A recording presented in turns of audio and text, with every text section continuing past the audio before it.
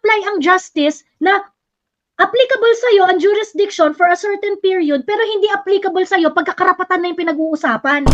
Sinong tarantadong papayag na ikaw meron jurisdiction sa'yo ang isang organization, ang isang institution pagdating sa pag-try sa'yo pero pagdating sa karapatan mo, hindi yung mag-a-apply? Hindi na-apply, no? Unang-una po, hindi na po bahagi ng Rome Statute or ng ICC Statute, ng ICC ang Pilipinas. Umalis po tayo, effective 2019. So, ito po ang titingnan natin, ibig sabihin po nito, maaaring hindi po tayo mag-invoke or sumunod sa Article 59 na nasasabi po sa ICC Statute. Ang gusto nating maunawaan ng mga kababayan natin, na yung panahon na tinitingnan lang ng ICC at may karapatang tingnan ay yung panahon na bahagi pa ang Pilipinas. At ito lang naman ang coverage or sakop nung kaso laban kay dating Presidente. What? Ang pagtingin ng jurisdiction, okay, ang pagtingin ng po ng jurisdiction sa isang tao or sa isang subject matter is wholesale. Hindi po yan pwedeng tipak-tipakin. And you know that, Attorney Eve Carr. Okay? Hindi yan po pwede na sasabihin mo may jurisdiction ang ICC sa certain period and therefore, yung sa certain period na yun lang ang titingnan namin.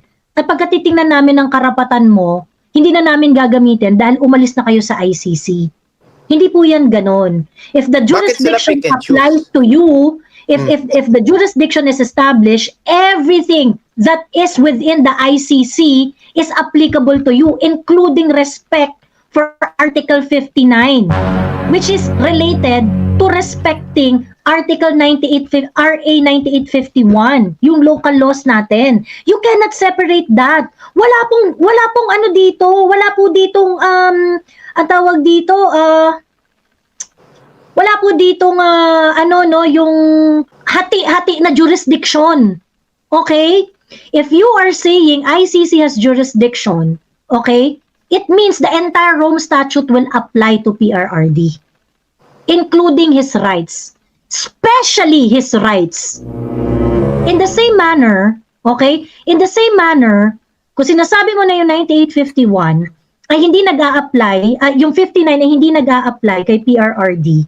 Kung sinasabi mo na yung Article 59 ng Rome Statute ay hindi nagpa-apply kay PRRD dahil ang gagamitin ay 9851, then why na RA 9851 refers to understanding its provision on surrender doon in relation to the treaties that we and other relevant laws that we acceded to.